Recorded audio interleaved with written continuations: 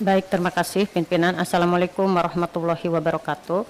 Selamat siang, salam sejahtera bagi kita semuanya. Yang saya hormati pimpinan dan anggota Komisi 4, Ibu Menteri serta Pak Wakil dan jajaran Eselon 2 Kementerian LHK, mengevaluasi dari program kerja serta kebijakan di 2021. Pertama, memberikan apresiasi yang setinggi-tingginya atas capaiannya di angka kurang lebih 96,61%.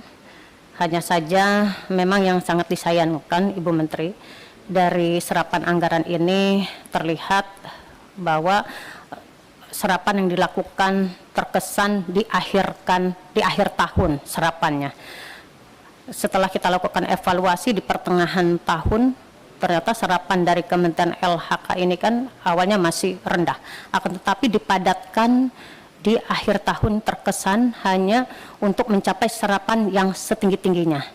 Dengan kondisi seperti ini, mungkin yang saya khawatirkan, Kementerian LHK-nya berfokus untuk serapan yang tinggi di akhir tahun, akan tetapi tidak terlihat terhadap pengaruh dari kualitas lingkungan hidup serta pertumbuhan kelestarian kehutanan yang semakin membaik.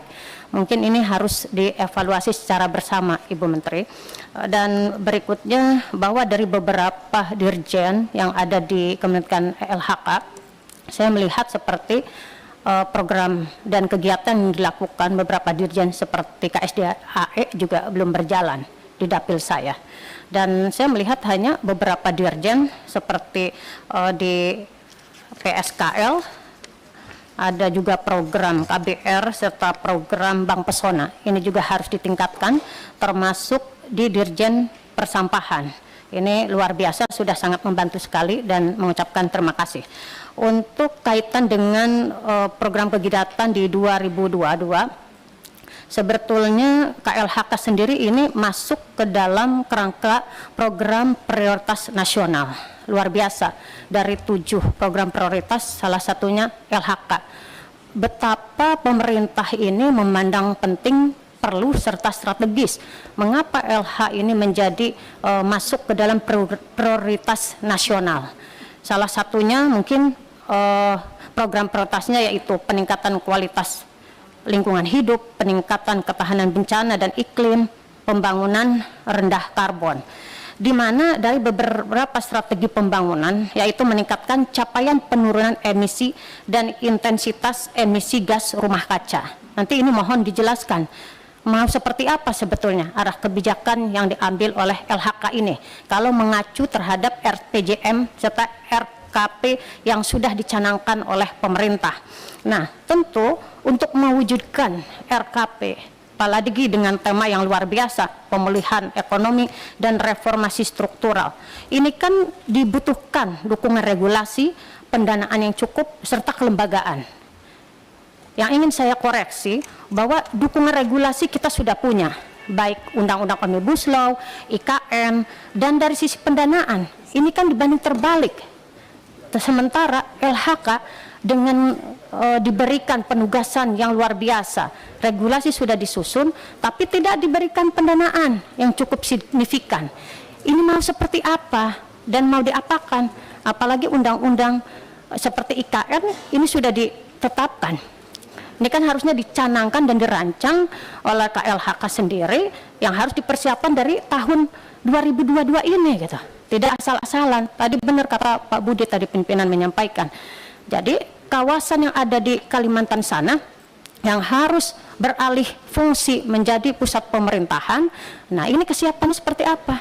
Jadi semangatnya harusnya tidak melakukan kerusakan lingkungan, melestarikan lingkungan yang ada, serta tidak melakukan pemotongan atau penebangan hutan.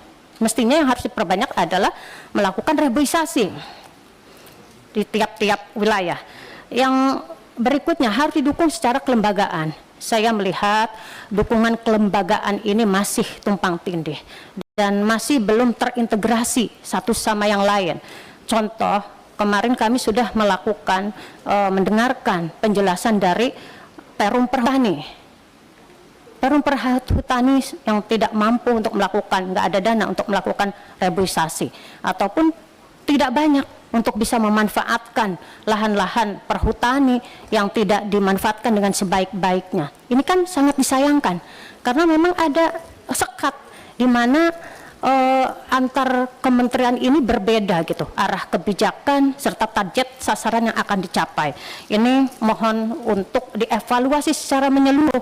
Tidak mungkin RKP memiliki semangat yang tinggi memulihkan ekonomi, tapi dari tiga sisi tadi tidak diberikan ruang itu. Apa yang akan dilakukan? Terakhir, aspirasi dari Dapil, ini kami dari pemerintah provinsi sudah melayangkan surat kaitan dengan Tahura yang ada di Kabupaten Pandeglang, akan tetapi rekomendasi atau surat keputusan dari Kementerian LHK ini belum juga turun. Ini ada apa sebetulnya, dan mohon Bu Menteri untuk membantu secepatnya agar segera turun. Terima kasih pimpinan. Assalamualaikum warahmatullahi wabarakatuh.